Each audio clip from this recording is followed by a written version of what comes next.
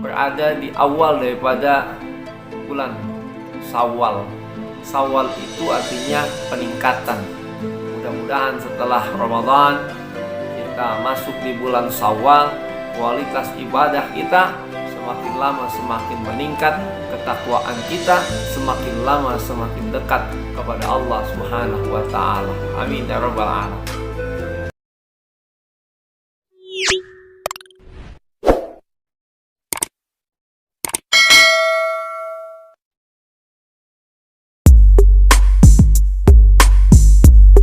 Assalamualaikum warahmatullahi wabarakatuh.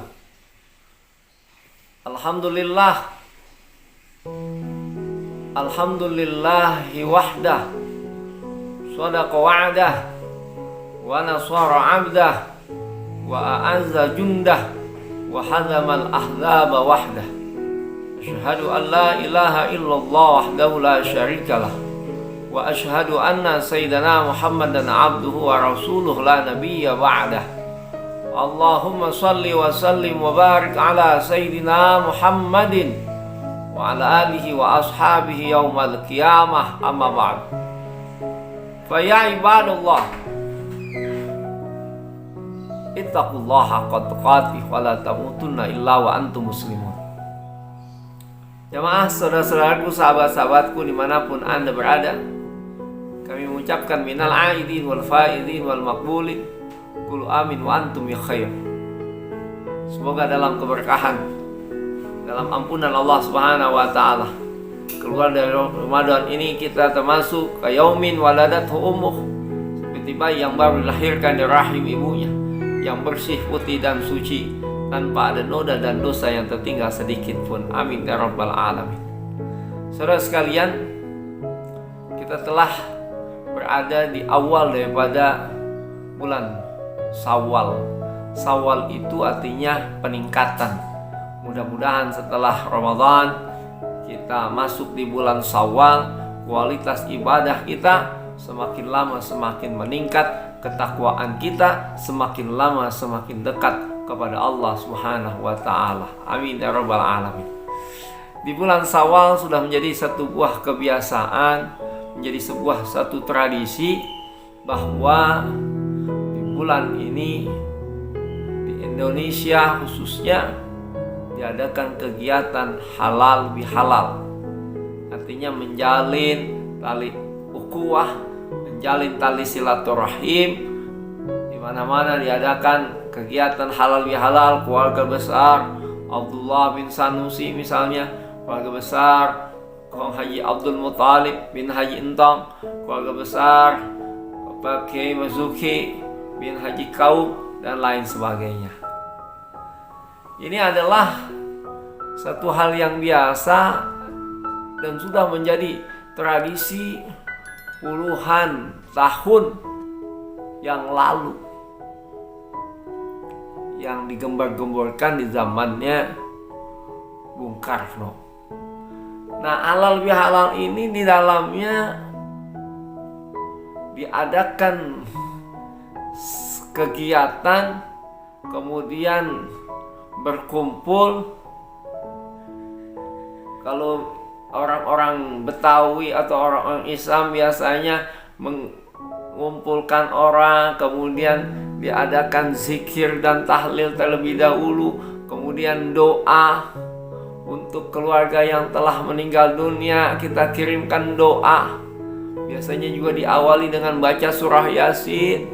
Setelah itu tahlil, doa, sambutan keluarga, baru ceramah agama tentang masalah halal bihalal, tentang masalah silaturahim. Nah, tentang silaturahim ini Allah Subhanahu wa taala mengingatkan kita di dalam surah Ali Imran ayat 133-134 bahwa intinya kegiatan halal bihalal, tali silaturahim adalah untuk menyelesaikan berbagai macam masalah, benang yang kusut menjadi terurai kembali. Masalah-masalah yang berat, masalah-masalah yang sulit, ada rasa dendam, rasa kecewa tumpah menjadi satu, dengan halal bihalal tali silaturahim, pecah tuh semua. Akhirnya akur kembali. Kenapa? Karena di dalam bulan Syawal diadakan tali silaturahim, di dalamnya ada yang namanya saling maaf memaafkan. Allah Subhanahu wa taala mengingatkan dalam surah Al-Imran ayat 133 134. Bismillahirrahmanirrahim.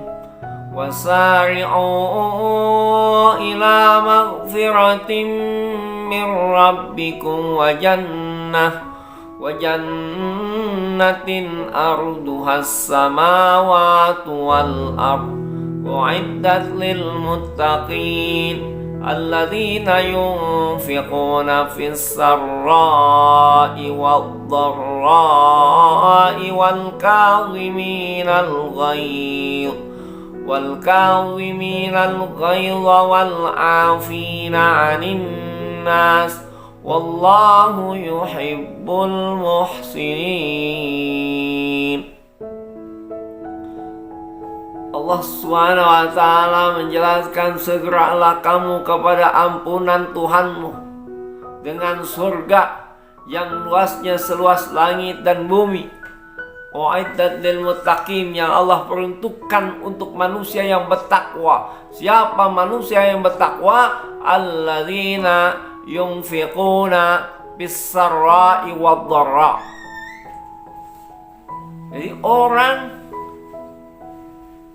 yang bertakwa adalah orang yang mensedekahkan sebagian hartanya di jalan Allah, fis-sarra wad-dharra, baik dia dalam keadaan lapang, keadaan banyak rezekinya, kaya, maupun wad-dharra, dalam keadaan lemah, dalam keadaan susah.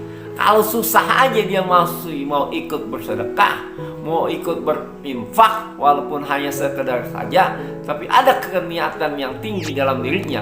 Apalagi ketika hartanya berlimpah, Allah berikan harta yang berlimpah ruah yang banyak, pasti dia akan berani mengeluarkan lebih besar lagi daripada di saat dalam keadaan lemah gak berdaya. Bisarra'i wad-dharra wal kadhiminal ghaidh, dan orang yang dapat menahan amarahnya. Kalau dia bertakwa pasti dia dapat mengendalikan emosinya. Orang yang kuat bukannya orang yang ototnya keras, ototnya mantap, dulunya gede, bukan. Tapi orang yang kuat adalah orang yang tatkala ada masalah, tatkala ada kejadian yang di luar nalarnya, dia bisa menahan amarahnya. Di jalan ribut, dia tahan emosinya. Dengan istri ribut, dia tahan emosinya. Dengan sahabat ribut, dia tahan emosinya. Dia bisa mengendalikan amarahnya. Itu orang yang hebat, orang yang mantap, orang yang kuat. Bukan ototnya kuat, sedikit-sedikit main pukul, sedikit-sedikit main tabok, bukan. Tapi dia bisa menahan amarahnya, bisa mengendalikan emosinya. Makanya Rasulullah SAW ketika ada masalah, la taghdab, la taghdab, la taghdab. Jangan engkau marah, jangan engkau marah, jangan engkau marah. Innal ghadab minasyaitan. Marah itu adalah perbuatan syaitan. Kenapa terjadi pertumpahan darah? Kenapa suami istri cerai? Kenapa istri selingkuh? Karena sampai suami nikah lagi. Kenapa anak dengan orang tuanya ribut? Kenapa orang tuanya dengan anaknya ribut?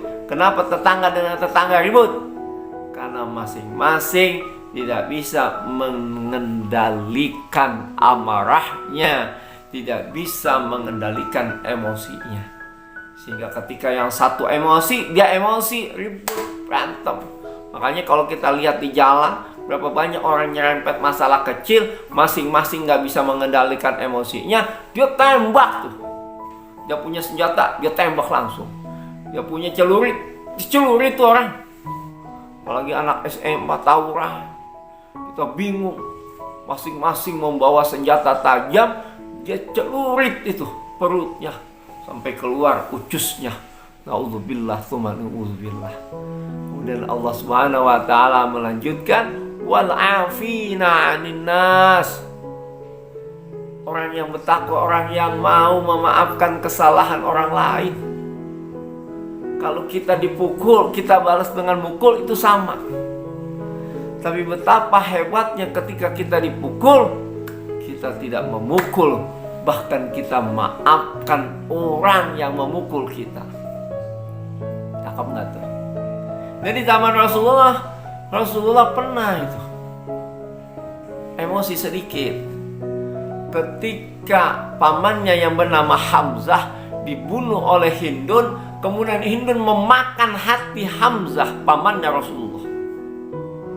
Akhirnya Rasulullah SAW berkata, kalau seandainya Allah menangkan peperangan ini, maka aku akan membunuh 30 orang kafir, karena dia telah menyakiti pamanku Hamzah. Tapi apa yang terjadi? Turunlah wahyu Allah Subhanahu wa taala yang mengingatkan kepada Rasulullah sallallahu alaihi wasallam untuk sabar, jangan membalas. Kalau membalas, apa bedanya engkau dengan orang yang melakukan hal tersebut? Tapi yang orang lebih baik adalah ketika ia dipukul, dia maafkan orang yang memukulnya, bahkan dia tidak mau membalasnya. Bagus nggak tuh? Cakep. Makanya ditutup oleh Allah ayat itu, wallahu yuhibbul muhsinin. Allah sangat cinta kepada orang-orang yang berbuat baik. Kemudian kita berlaku jadi ihsan. Bukan hanya kita tidak membalas, tapi kita memaafkan. Itulah tingkatan kualitas orang yang mantap, yang beriman, yang bertakwa kepada Allah Subhanahu wa taala. Jadi intinya para hadirin sekalian, di bulan Syawal ini kita mengadakan kegiatan halal bihalal. Salah satu intinya adalah kita saling memaafkan. Kemudian kita dididik, diajarkan dalam bulan Ramadan untuk mengendalikan hawa nafsu kita. La taghdab, la taghdab, la taghdab, innal ghadab minasyaitan. Jangan engkau marah, jangan engkau marah, jangan engkau marah. 3 kali Rasulullah Shallallahu Alaihi Wasallam mengatakan, jangan marah, jangan marah, jangan marah. Innal ghadab minasyaitan. Marah itu adalah perbuatan syaitan. Mudah-mudahan kita dapat bertemu kembali pada waktu dan gelombang yang sama. Jangan lupa dukungannya, sahabat-sahabatku, teman-teman sekalian. Subscribe, like, and share. Makasih. Mudah-mudahan ada hikmah dan manfaatnya dari ceramah saya tentang halal bihalal. Wabillahi taufiq wal hidayah. Wal afku minkum. Wassalamualaikum warahmatullahi wabarakatuh.